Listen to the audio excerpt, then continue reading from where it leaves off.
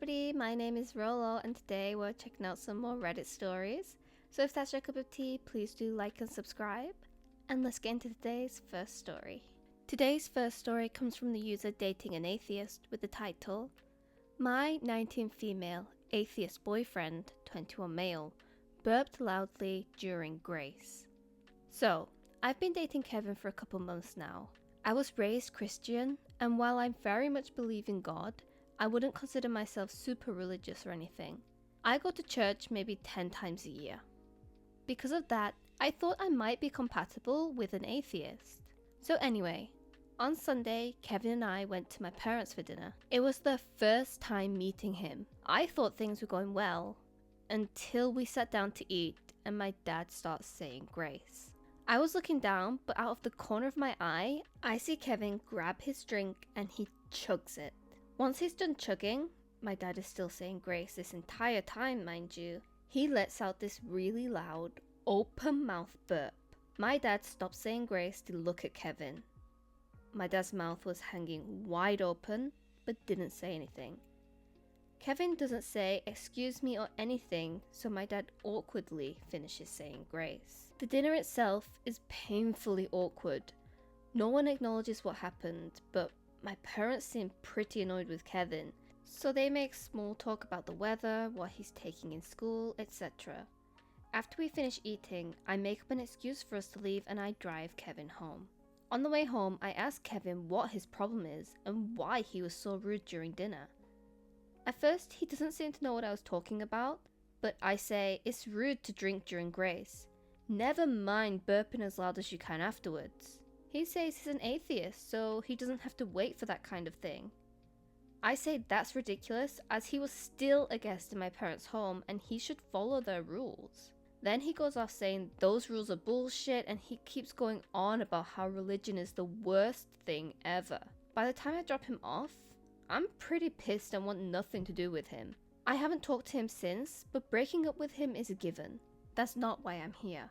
I'm here because one of the things he said to me was, why was I dating an atheist if I expected him to act religious? I didn't think simply not eating or drinking until after grace was acting religious, but now I'm questioning that. I know Reddit is very pro-atheist, so I want to get opinions from other atheists. I've never dated one before Kevin, so I don't know. He says any self-respecting atheist would do the same he did. Is that true? Or is he just an asshole? My cousin had warned me about dating an atheist, but considering I don't take religion too seriously, I didn't think it would be an issue. Maybe I was wrong and I'm not compatible. Too long didn't read? Boyfriend burped while my dad said grace and is totally unapologetic for it. I personally am not religious, but my great-grandmother is religious, so whenever I visited her house, we'd usually have our lunch there and she would say grace before eating. You know what I did? I shut up and I just waited for her to finish. That's the polite thing to do. That's what any respectable person would do. Burping like that in the middle of something that is so meaningful to religious people is not only rude, but also very childish and just gross. You said that he didn't even say excuse me. He doesn't have basic manners, never mind in the aspect of like a religious person.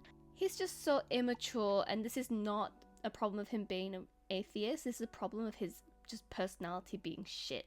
You're better off without him. There are better people, whether they're religious or atheist. Kevin is just an asshole. Anyway, onto some comments. Noah the Red says, Kevin didn't behave that way because he's an atheist. He behaved that way because he's a rude little shit. He says any self-respecting atheist would do the same he did. No, they wouldn't. He did it to get a rise and act somehow superior. Kevin is an idiot. Source: atheist that has sat through many prayers, graces, and weird spiritual moments other people have. I keep my mouth shut and usually just think about food or what beer I want, or sometimes cool movies. Opie responds saying, thanks. I know you're right, but Kevin has this way of talking that makes it seem like everything he says is correct, and I guess it made me doubt myself. Dark Horse 3 says, Please give us an update after you've kicked the turd to the curb. He has a lot of growing up to do.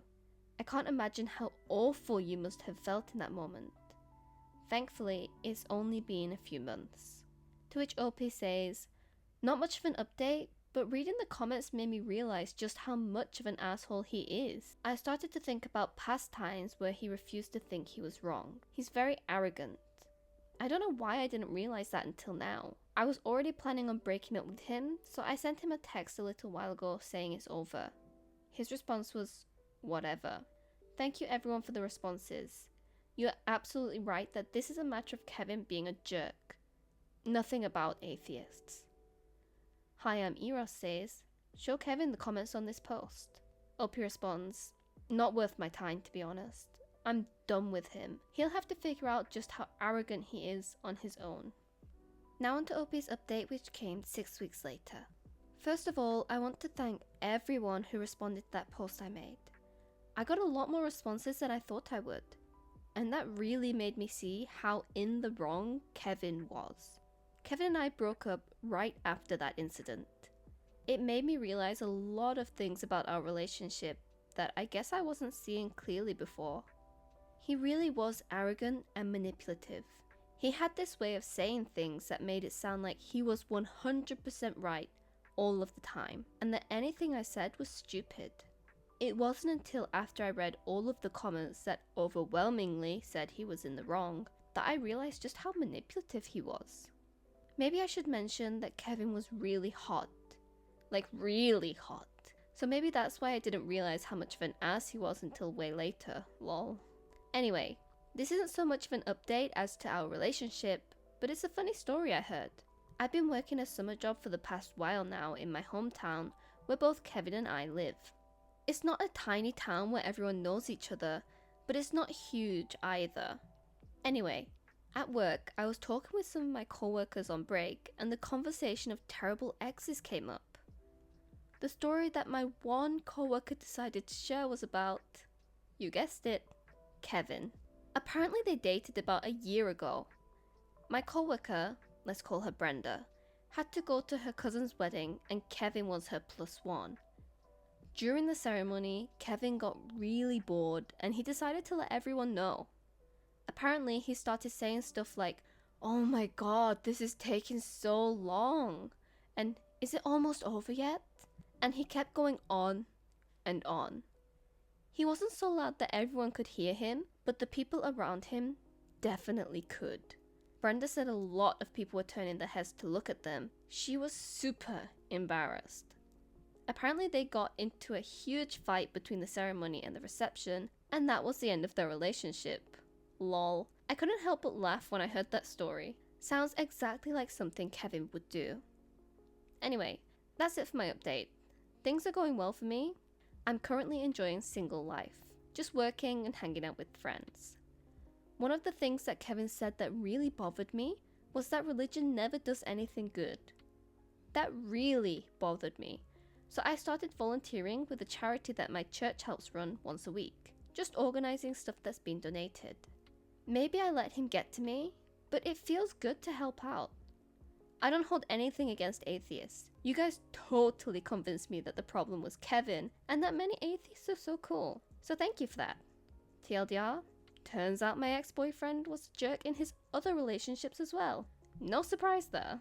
Now straight into some final comments. The Amos brothers says, what was your family's response to the dumping? To which OP replies, haha, I guess I shouldn't have left that part out. My parents were shocked by his behavior. Apparently they spent a long time talking about whether they should bring it up to me. They are both very non-confrontational type people, and they always said they would not try to pass judgment on who I date. But Kevin was just too much for them, and they were planning on telling me what they thought of him. Fortunately for my parents, by the time I talked to them, we had already broken up. Haha. So definitely very relieved. Drinky quotes the section, Brenda told us about Kevin being a jackass at a wedding. And then you told them about Kevin belching during grace, right? Tell me you didn't hold out such a great story while everyone else was already laughing at him. To which OP says, oh, I definitely did not pass on the opportunity to share that story. You know, it's just really nice to see a story for once where the OP actually has a nice strong spine and dumped him immediately after he disrespected her family like that. And now she even has Brenda who she can relate to, and they can share stories about Kevin, or maybe just become besties, who knows. Anyway, thank you so much for your story, OP. Let's move on to the next one. Our next story comes from the user Nobel636 with the title, My Grandpa Found Something Heinous in My Grandma's Sock Drawer. So, some context. My grandma is technically my step-grandma. She's been around since I was 3 and I'm 28 now. Grandpa has been like a dad for my whole life. My grandpa is 69, my grandma is 45. My grandpa spent this entire time they have been together putting his hopes and dreams aside to build her a home literally from the ground up. The walls and roof of their home was literally raised by his hands. The small farm, ranch that they own, he tends to the crops, he feeds the horses and chickens because it was her dream to have a homestead. Not that my grandpa wasn't wanting it too, but he has put years and years of hard work, literal blood, sweat and tears. My grandpa should be retired and sitting on the couch drinking sangria, his favorite, and watching football. Or on his boat in the middle of the lake because he loves sailing. But up until this week, he was outside every day, rain or shine, building a homestead. My grandma, I love her, I really do. I was a troubled teen and she was the kind of parenting I needed. She helped to turn my life around to a positive note. She is capable and kind and a killer cook.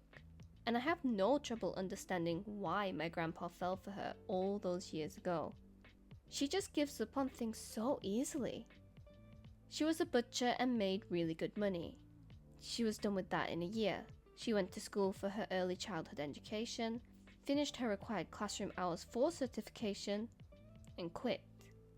Became a realtor, sold one home, done.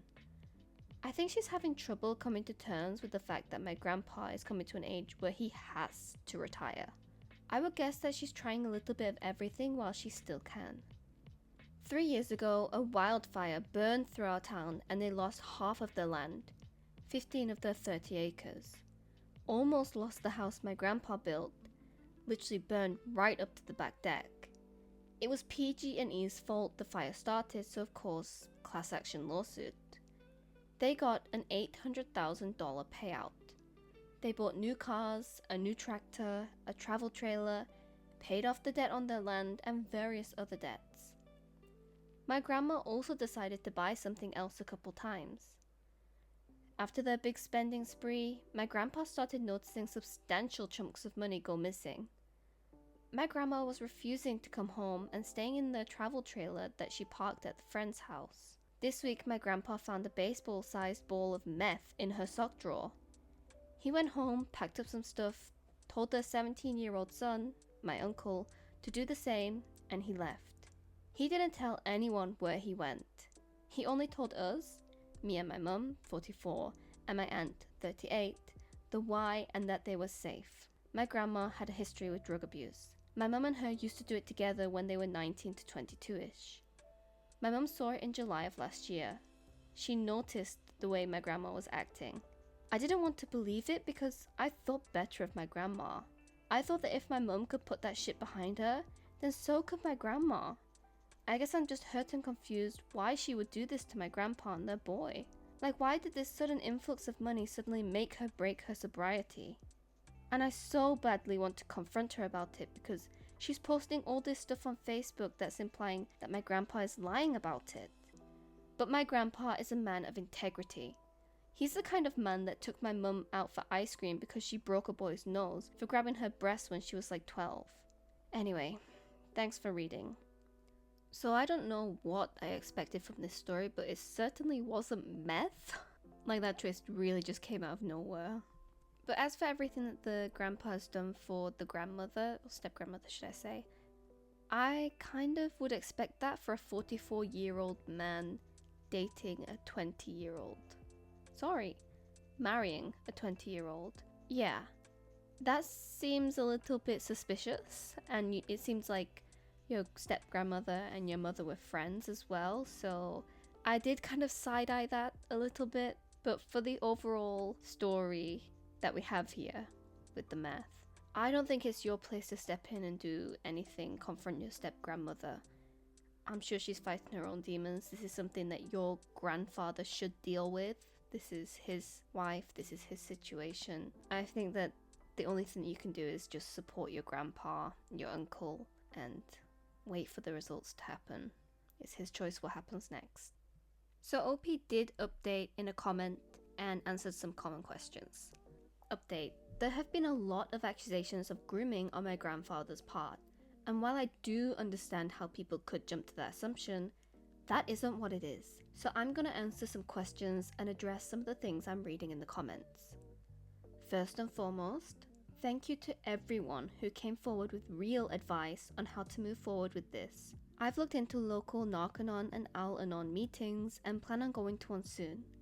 I think my best route of action as a bystander in this is to just provide support for my 17-year-old uncle and my grandpa. I reached out to both of them today. Uncle is doing okay and struggling to wrap his head around it. Grandpa will never admit to needing emotional support, product of his generation, so he says he's doing fine. But I'm going to let my grandma reach out to me when she's ready to do so. I'm not going to press the issue with her. My grandpa didn't groom my step-grandma. Grandma was 19 when she met my mother and 20 when she met my grandpa. They got married when she was 21 and he was 45. Step-grandma had 4 kids already when she met my grandfather, my creepy 26-year-old uncle, the twins' uncle, and her daughter. I got their ages a little fucked up in the previous comment because I'm not super close with the twins and the daughter, but I grew up like a brother and sister with the 26-year-old uncle and the 17-year-old uncle. My grandpa did not know that my step-grandma was using when they met. She came clean about it a little over a decade ago, and she swore up and down that she had left that behind her. My step-grandma knew exactly what she was doing and what she was getting into when she got into a relationship with my grandpa. My grandma pursued my grandpa. My grandpa turned her down a shit ton before he gave her a chance, and they both fell for each other. Through their marriage, my grandma has worn the pants in the relationship. That being said, the entire relationship, she has been a grown adult, and had she felt any sort of trauma from grooming, she could have and would have left ages ago. So no, my grandpa didn't know her when she was young and isn't a predator because he married someone younger than him. No, I don't know my father personally. I know who he is and where he's been all my life, but he was never an active parent. He was 19 when I was born, and as a teen dad will, he left. So no, I'm not inbred. No, I don't need a DNA test, and to the people that commented with implications like that, you're fucked up. No, we aren't in a cult. Trust me, I wish this was fictional too.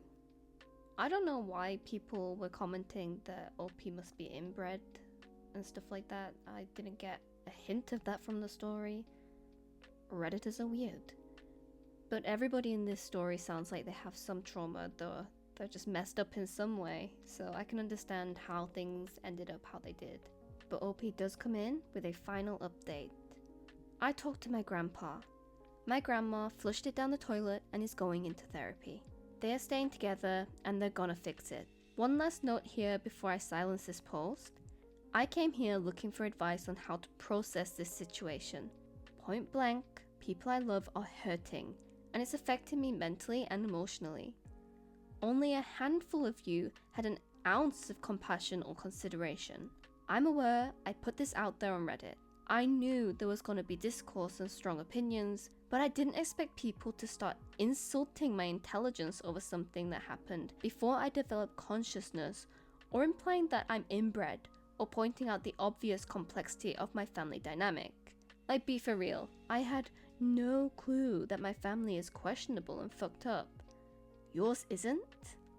They've been together all my life, so yes, the age gap is completely normal to me. Their relationship works for them, and it doesn't have to make sense to you. They are still married, and they are working through their issues like a team. Some of your parents could take notes. Let's jump into some comments to round this story up. Delectable Dreams says, "What the hell kind of story is this?"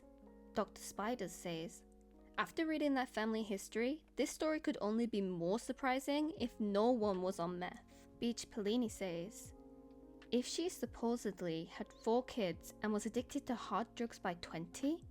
My dude. The man in his 40s still married his own daughter's clearly troubled best friend within a year of meeting her. And a final comment from Cute Cobbler 4872. Holy. So Grandpa meets his daughter's 20-year-old friend and within a year marries her? But she already has 4 children by the time she was 20? Okay, and also flushing the huge bowl of meth down the toilet? Ugh. That is not the way to dispose of any drugs. Though to be fair, I guess it's not like they could take it into a pharmacy and be like, please dispose of this safely for me. Ope doesn't seem to understand that it's not just the large age gap. It's the respective ages at the time of meeting and the weird relationship. I married my daughter's best friend. I married my friend's dad. That makes it weird. But Ope also seems fairly young. I don't think this story is really over, but since OP says they won't update again, I hope it works out for everyone. Yeah, I really hope it works out for OP and the family too. This is definitely the wildest story I've had the pleasure of reading so far. But what do you think of the stories from today? Do you also have any dysfunctional family stories you want to share? I'm happy to see them in the comments if you want to leave them. Anyway, I'll see you next time. Bye bye.